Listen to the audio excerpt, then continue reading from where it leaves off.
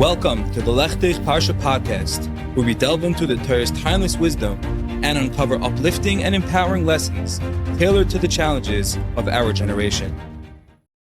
Good dinner, Shabbos, Parshas Shemini Tavshin Pehei. I hope you're doing well. I hope you had a wonderful week. This week's shir is sponsored by Avrami and Rivki Klugoft of Lakewood, New Jersey, as a schus for the safe return of all the hostages, as well as by Dovi and Tzipi Rockhour of Wesley Hills, New York, Lilu Nishmas, Yisrael Yosef, Ben Rav Kleinimiz, Kalmanimiz, and Sham Haven Aliyah. May he be a Melitz Yosher for the entire Mishpacha. Thank you to our corporate sponsors, Hassan Zaltz Law Firm, Bluestone Brokerage, T7 Capital, and Mark Walgemuth and Associates. For future dedications to sponsor the Lechtich weekly publication and podcast, please reach out to 845-367-2959. Additionally, some great news if you haven't seen yet. Baruch Hashem, the Lechtich Shiurim are now available on Torah anytime. We'll put that in the show notes, so if you haven't got a chance to see them yet, please make sure to do so. Like, share, subscribe, and I hope you enjoy those videos. So as we're fresh off the Hisoris, the spiritual high of Pesach, a time where we tapped into Geula and Dvekus, of course we feel elevated and connected, but at the same time, unfortunately, we think back to the past few weeks, past few months, and certainly the past couple of years, and there's so much pain and suffering throughout Klal Yisrael as individuals and as a Klal. The tension between simcha and sorrow is something that is very present, something that we always have to transition between. And while we're happy and joyous and we're working on the avodah of preparing ourselves for Kabbalah Torah, ein simcha ela k'Torah, but at the same time, there's so much pain and sorrow, and this is the time where we have to work on our bitachon and realize that everything is gzeres hamakom, everything has been a shemayim, and as we count the days and prepare ourselves to elevate ourselves and empower ourselves to be mikabli Torah, going through everything else, all the challenges, at the same time we have to work simultaneously on our bitachon and realize that everything's from HaKadosh Baruch Hu. The story goes, it's a very famous story. There was a group of Hasidim that once came to the Rebbe, the Heilige Maggid of Mazrich, and their hearts were heavy with questions as they were encountering such pain, nisyonis, parnasa, shadochim, illness. And they came to the Rebbe and said, Rebbe, help us. How do we go about? Give us perspective. And the Maggid listened. And with compassion, he told his Hasidim, he said, go to my Talmud, Reb Zusha of Anipoli, the famous Heilige Reb Zusha, and he will answer your question. And the Hasidim were excited, unsure exactly what to expect. And they set out on the voyage to go meet the great Heilige Tzaddik, Reb Zusha. They arrived to Reb Zusha's town, and what they saw shook them. Reb Zusha lived in what could barely be called a home. The roof sagged, the walls are cracked, and his body was frail and riddled with pain. Of course, his clothing was tattered. His shoes barely protected him from the gravel and rocks below his feet. And he lived in constant poverty, illness, and physical pain. Yet despite all of this, his face shone like a flame. His eyes sparkled with a joy that came from somewhere deep, far beyond this world. And he greeted the Hasidim who were looking for perspective for chizik with warmth, and his voice was rich with tranquility and ready to listen to these Hasidim. And so the Hasidim began pouring out their hearts and said, Rebbe, Heilige Reb Zusha, we were sent by the Rebbe of Mazrich, and we were told to ask you for chizik, for guidance, for perspective, how to go through the challenges, the nisyonis of parnasa, of illness, of all the pain that we're going through. And he told us to come visit you. And Reb Zusha looked at them, absolutely puzzled. And he said, suffering, pain, nisyonis. He said, I'm afraid I don't know what to tell you. I think you have the wrong address. I've never experienced suffering in my life. The Hasidim were speechless. They were wondering, how could it be that the Maggid sent them to the wrong place? They came back to the Maggid, and they said, Rebbe, with all due respect, we went as you directed us, as you instructed. But Reb Zusha, he didn't even know what suffering is. How could it possibly be that he was the one that should teach us how to accept the nisyonis with love and determination if he doesn't even know what suffering is? And the Maggid smiled, and he said, that's exactly why I sent you to him. He continued, you see, the Rebbe Reb Zusha has gone through every kind of challenge, but he doesn't even see it as suffering.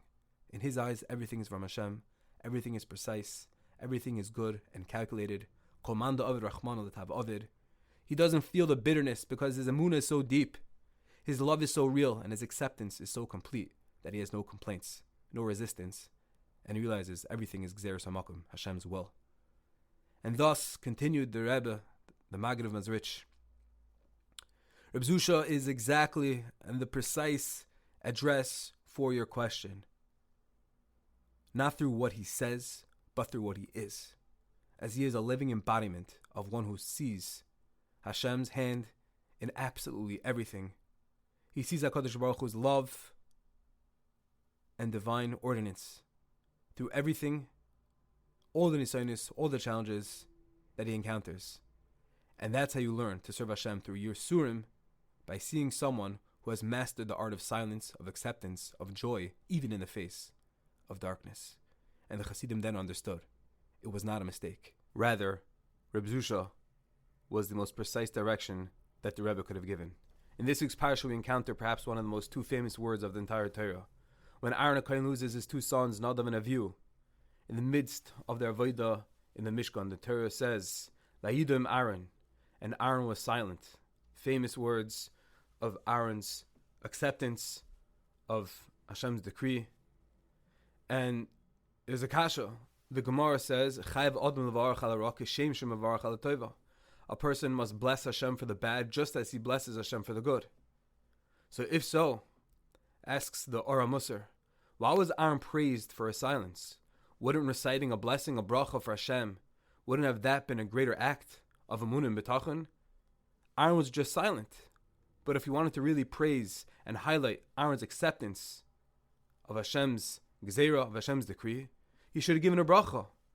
So why is it that Aaron is applauded and we highlight this tremendous level of bitachon if Aaron was only silent?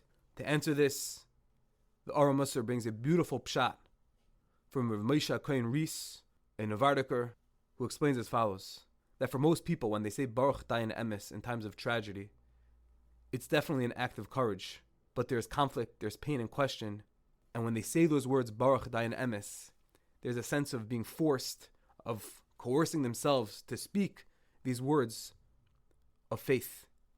And those words may feel somehow hollow at first, and over time, a person can truly identify with those words. But Aaron HaKohen was different. His silence wasn't from shock.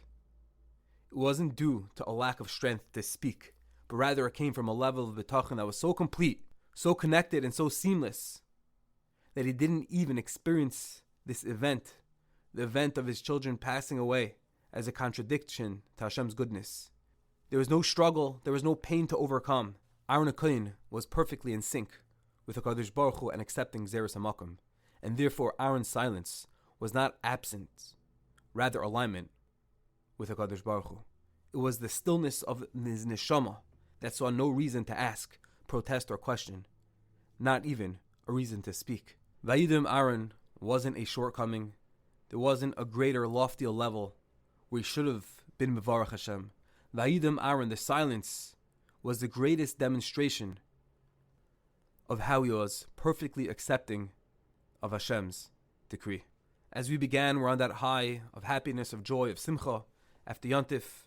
But again, when we look around in the world, and we see Rachmana litzlan, tragedy, pain, suffering, and darkness, there's a way to approach it, and definitely Vayidim Aaron, being silent, being perfectly in sync with HaKadosh Baruch Hu, is a lofty level. But when we read these Parshas, the Parsha Shemini of Vayidim Aaron reminds us the epitome, the paragon of how to encounter challenges, how to encounter nisyonis, Rachmana litzlan lo yaleinu.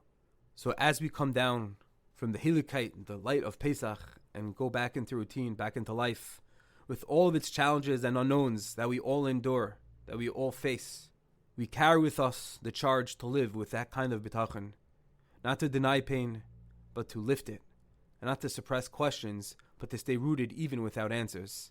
That's the Veda, Maisa of a similar Banim, to turn to Aaron HaKohen and see how he dealt with nisyonis, how he dealt with tragedies, how he dealt with acceptance, and to walk forward with a heart that believes Hashem is with me in this too. Ima enoichi b'tzara. With our chizik in Amunah and Bitachon, and realizing that Hashem is Malach Malachim Lachim, running the world, overseeing and supervising every last minute detail in this world. May Hashem in turn rescue us from all tsaros, from all nisyonis, and help us in trying times with the arrival of Mashiach Tzidkenu. B'mehir v'yameinu. Amen. I thank each and every one of you for listening. I hope you enjoyed, and I wish you a wonderful Shabbos.